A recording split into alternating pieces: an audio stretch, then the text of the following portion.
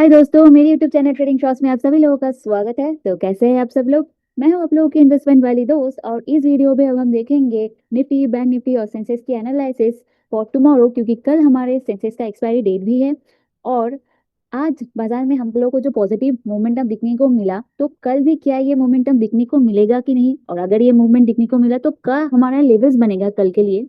साथ ही साथ domestic market और उसके साथ ग्लोबल मार्केटिंग न्यूज भी डिकोड कर लेंगे, जो कि हमारे लिए बहुत ही ज्यादा इम्पैक्ट कर रहा है मार्केट में। तो दोस्तों, वीडियो शुरू होने से पहले मेरे इस चैनल को थोड़ा सा सब्सक्राइब कर लीजिएगा, ताकि मेरी इस छोटी सी मेहनत में थोड़ी सी रंग लग जाए। आज सुबह दोस्तों एक गैप अप होके ही मार्केट शुरू हुआ था, और इस गैप अप होने का वजह थे हमारे जो आईटी सेक्टर, बहुत ज्यादा सुबह से हम लोगों को इसमें रैली दिखने को मिला, जो कि है 927 पॉइंट्स अप। और उसके बाद हम लोग अगर देखें कि हमारा निफ्टी फ्यूचर्स वो भी 128 पॉइंट्स अप था, और सब सेक्टर्स में गैप अप था।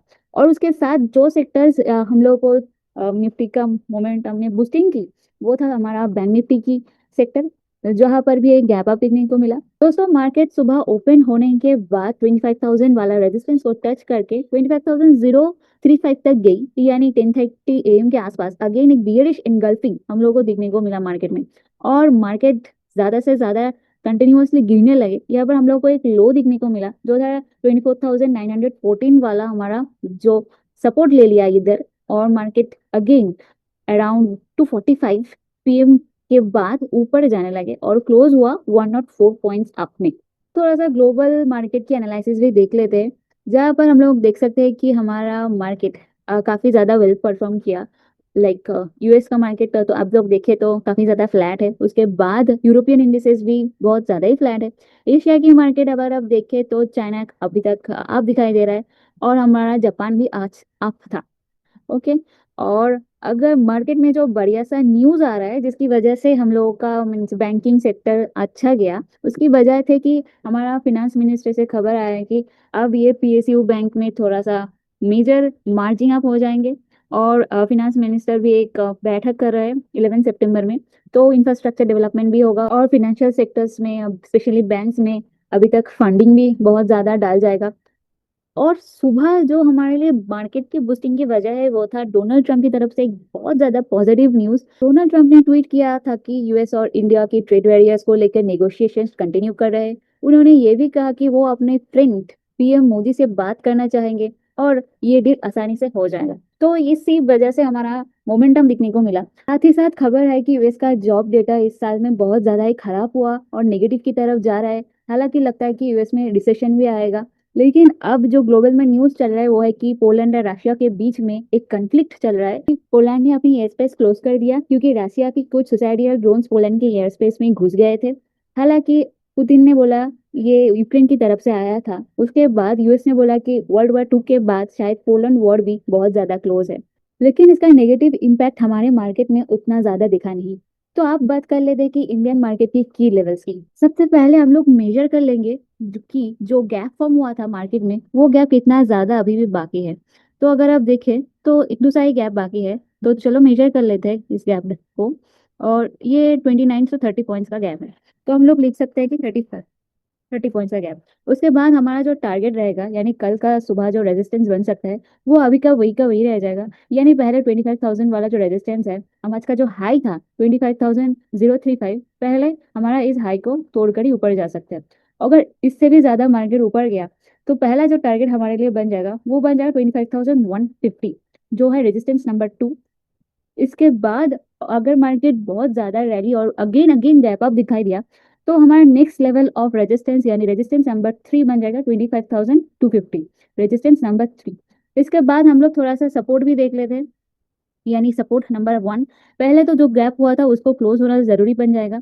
इसके लिए हम लोग सपोर्ट नंबर 1 ले लेते हैं, जो है 28,884। उसके बाद हम लोग जो सपोर्ट रख सकते हैं, वो हो जाएगा 24,768, यानी सपोर्ट नंबर 2। अगर मार्केट इससे भी ज्यादा नीचे गिर गया, तो हम लोग इसे नीचे 24,725 और 640 के आसपास रख सकते हैं। अब देख लेते हैं कि निफ्टी में कोई पैटर्न वगैरह है कि नहीं। देखो, निफ्टी अभी भी अप ट्रेंड में ही है। तो अगर हम एक ट्रेंड लाइन ले लेते हैं इस तरह से, और ध्यान से ड्रॉ करने की कोशिश करें, तो देख सकते हैं कि एक अप ट्रेंड में ही निफ्टी चल रहा है। उसके बाद हम लोग अगर एक पैरेलल चैनल के अंदर निफ्टी को लेने की कोशिश करें, तो ये भी मान के चल सकते हैं कि ये निफ्टी पैरेलल चैनल के अंदर ही है। तो अगर कल सुबह ब्रेकआउट आ जाए तो ये चैनल को ब्रेकआउट करके एक गैप अप फॉर्मेशन ऊपर जा सकता है। तो ये कैसे हो सकता है? पहले ये पैरेलल चैनल को तोड़ के ऊपर जाना पड़ेगा। तो पहले 25,035 को रेजिस्टेंस को तोड़ना पड़ेगा, उसके बाद ही ऊपर जा सकता है। ठीक है, तो हम देख लेते हैं कि पैरेलल चैनल की किस किस पॉइंट में निफ्टी ने टच किया था। फर्स्ट ये देख सकते हो, आज भी टच किया, और इधर, और थोड़ा सा इधर भी ध्यान से देखो। तो इस चारों पांचों पॉइंट और 6 पॉइंट में निफ्टी इस पैरेलल चैनल को टच किया। और अगर सुबह सेलिंग प्रेशर इतना ज्यादा बढ़ गया तो पहले ये गैप क्लोज होगा, उसके बाद ही निफ्टी डाउनवर्ड प्रेशर आ सकती है। और कुछ ज्यादा से ज्यादा गिर गया तो इसके नीचे हमने बता दिया क्या सपोर्ट आ सकता है। तो चले इसके बाद हम थोड़ा सा बैंक निफ्टी की हालत भी देख लेते हैं। आज सुबह बैंक निफ्टी भी एक गैप अप फॉर्म करके ऊपर गया था, और थोड़ा सा गैप अभी भी बाकी है। तो पहले तो हम इस गैप को मेजर कर लेते हैं, कितने का गैप बाकी रह गया बैंक निफ्टी में। उसके बाद हम लोग सपोर्ट और रेजिस्टेंस को देख लेंगे, क्योंकि गैप हमारे लिए इंपॉर्टेंट है। और अगर मार्केट प्रेशर में सेलिंग प्रेशर आएगा तो हम लोग इस गैप को टारगेट मान के नीचे चल सकते हैं और ले सकते हैं कि हमारा नेक्स्ट लेवल ऑफ सपोर्ट क्या है। ठीक है, तो हम लोग देख लेते हैं कि पहला लेवल ऑफ जो रेजिस्टेंस है वो क्या है। वो हो जाएगा 55,710। और उसके बाद हमारा नियर बाई रेजिस्टेंस नंबर 2 ढूंढने की कोशिश करें, वो हो जाएगा 55,000। क्योंकि यहाँ पर बैंक निफ्टी बहुत ज्यादा जा चुके थे और इस रेजिस्टेंस को रेस्पेक्ट किए थे। तो अगर बाइंग प्रेशर आ गए तो फर्स्ट रेजिस्टेंस नंबर 1 यानी 54,710 को तोड़ना पड़ेगा। और अगर सेलिंग प्रेशर आए तो गैप को ध्यान रखते हुए जो पहला लेवल ऑफ सपोर्ट बन जाएगा गैप को क्लोज होते हुए, वो हो जाएगा 54,245, जो हो जाएगा सपोर्ट नंबर 1। यानी सेलिंग प्रेशर होते हुए हम लोग फर्स्ट ये गैप क्लोज हो जाएगा और सपोर्ट नंबर 1 को टच करेगा। अगर आप नीचे ढूंढने की कोशिश करें नेक्स्ट लेवल ऑफ सपोर्ट को, तो हम लोग देख सकते हैं कि सपोर्ट नंबर 2 जो बन सकता है वो हो जाएगा 53,748, यानी सपोर्ट नंबर 2। तो अगर सेलिंग प्रेशर ज्यादा से ज्यादा बढ़ जाएगा तो नेक्स्ट लेवल ऑफ टारगेट हमारा यही है। आप देख लेते हैं कि बैंक निफ्टी किस जोन में फंस गया था। ध्यान से देखो तो बैंक निफ्टी जो पैरेलल जोन में था, अब ये जोन तोड़ के आज ऊपर चला गया, यानी इस जोन से ऊपर गया। अगर बैंक निफ्टी अगेन गिरने लगा तो हमारा पहला जो लेवल बन जाएगा, और जो जोन में बैंक निफ्टी अगेन फंस सकता है तो इसको हम बराबर से एक सपोर्ट मान के चल सकते हैं। यानी सपोर्ट नंबर 1 54,247, उसके बाद सपोर्ट नंबर 2 बन जाएगा हमारा 54,070, और सपोर्ट नंबर 2 53,756। और ज्यादा से ज्यादा देखें तो बैंक निफ्टी को आज लेते हुए जो न्यूज आया था वगैरह वगैरह देख के आज का बैंक निफ्टी बहुत ज्यादा ही अप हो चुके थे। चलो अब फिन निफ्टी की एनालिसिस भी थोड़ा सा कर लेते हैं। और फिन निफ्टी भी आज सुबह एक गैप अप फॉर्म करके ही ओपन हुआ था। सबसे पहले देख लेते हैं फिन निफ्टी की सपोर्ट और रेजिस्टेंस की। हम लोग जो nearby support Fin Nifty को रखेंगे वो हो जाएगा 24,177। हालांकि ये आज का हाई पॉइंट था। उसके बाद हम लोग देख लेते हैं कि जो नियर बाय और नेक्स्ट लेवल ऑफ रेजिस्टेंस है वो हो जाएगा 26,400। थोड़ा सा सपोर्ट की तरफ से भी देख लेते हैं।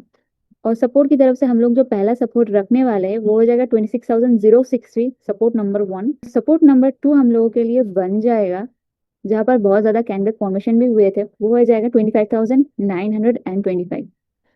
अब देख लेते हैं कि फिन निफ्टी की हालत कैसा है। तो फिन निफ्टी भी एक साइडवेज रेंज में लास्ट कुछ दिनों से फंस गया था, और आज गैप अप होके फिन निफ्टी ऊपर गया। अगर हम 1 आवर के चार्ट में देखें तो देख सकते हो कि ये हमारा जो साइडवेज का रेंज था कुछ दिनों से, फिर निफ्टी आज तोड़ दिया, और उसके बाद उसने गैप अप का फॉर्मेशन करके ऊपर गया था। ये था हमारा ट्रैपी वाला जोन। तो अगर अब सेलिंग प्रेशर अगेन बढ़ गया और पहले तो ये गैप क्लोज हो जाएगा, अगर साइडवेज का मूवमेंट होता रहा तो इस तरह से मार्केट मूव होगा। बाइंग प्रेशर आ जाए तो पहले 26,178 वाला जो रेजिस्टेंस है इसको तोड़ के ऊपर जाना पड़ेगा। ये गैप को ध्यान रखना। उसके बाद हम लोग थोड़ा सा सेंसेक्स की एनालिसिस कर लेते हैं। सेंसेक्स आज मूव हुए 223 पॉइंट्स। गैप जितना फॉर्म हुआ था वो गैप क्लोज होने को लगे। देख सकते हो सुबह जो गैप इतना ज्यादा फॉर्मेशन हुआ था, दोपहर आते ही ये क्लोज होने लगा, लेकिन थोड़ा सा गैप अभी भी बाकी है। तो ये मैं एनालिसिस कर देता हूँ। छोटी सी गैप है, बैंक निफ्टी के लिए आसान है। और अगर हम लोग मेजर करें कि कितने का गैप बाकी है तो हम लोग देख सकते हैं कि 106 पॉइंट्स और 93 पॉइंट्स का गैप है। तो हमारा जो पहला रेजिस्टेंस बन जाएगा वो हो जाएगा 81,800, यानी रेजिस्टेंस नंबर 1। अगर मार्केट इसको क्रॉस कर दिया और ऊपर जाने लगे तो the next level of target बन जाएगा 82,200, यानी रेजिस्टेंस नंबर 2। तो हम लोग देख लेते हैं रेजिस्टेंस नंबर 2 को भी और मार्क भी कर लेते हैं। और अगर डाउन साइड की तरफ से देखें थोड़ा सा सेलिंग प्रेशर बढ़ जाएगा तो पहले ये जो गैप है गैप क्लोज होना बहुत ज्यादा इंपॉर्टेंट हो जाएगा। थोड़ा सा डाउन तरफ की लेवल भी देख लेते हैं। तो हमारा जो पहला सपोर्ट बन जाएगा तो वो बन जाएगा 81,147 यानी सपोर्ट नंबर 1। उसके बाद हम लोग अगर एक सपोर्ट की कोशिश करें, यानी अगर सेलिंग प्रेशर इतना ज़्यादा बन गया तो सपोर्ट बन सकता है 80,800 वाला, यानी सपोर्ट नंबर 2। और अगर साइडवेज का मार्केट दिखाई दिया और वोलेटिलिटी बढ़ता गया तो हम लोग साइडवेज का मार्केट इस तरह से देख सकते हैं। जब तक कि कोई पॉजिटिव न्यूज़ ना आ जाए तब तक कोई गैप ऑफ फॉर्मेशन होने का चांसेस थोड़ा सा नहीं रहेगा इस मार्केट में। और हम लोग जो नियर बाय टारगेट रख सकते हैं वो है 81,808। तो गाइज आज के लिए बस इतना ही। चलो मिलते हैं कल एक नया ट्रेडिंग एनालिसिस के साथ। तब तक के लिए happy trading guys. Bye bye, take care and thank you so much.